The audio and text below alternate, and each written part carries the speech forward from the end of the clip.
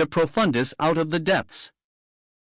He that soweth to his flesh shall of the flesh reap corruption. Galatians 6 verse 8.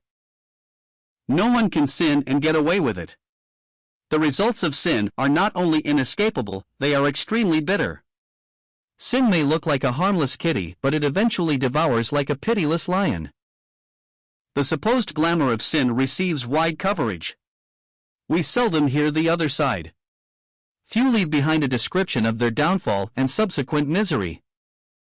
One of Ireland's most brilliant authors did. This man began to dabble in unnatural vice. One thing led to another until he became embroiled in lawsuits and finally landed in prison, where he wrote the following.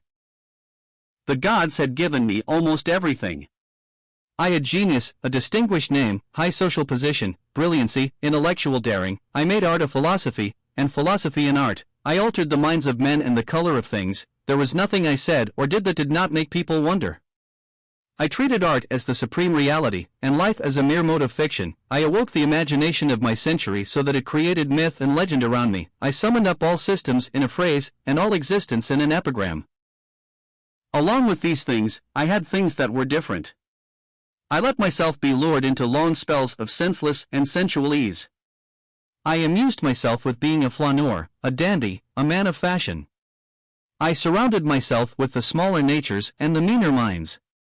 I became the spendthrift of my own genius, and to waste an eternal youth gave me a curious joy. Tired of being on the heights, I deliberately went to the depths in search for new sensations. What the paradox was to me in the sphere of thought, perversity became to me in the sphere of passion. Desire, at the end, was a malady, or a madness, or both. I grew careless of the lives of others. I took pleasure where it pleased me and passed on. I forgot that every little action of the common day makes or unmakes character, and that therefore what one has done in the secret chamber one has some day to cry aloud on the housetops. I ended in horrible disgrace.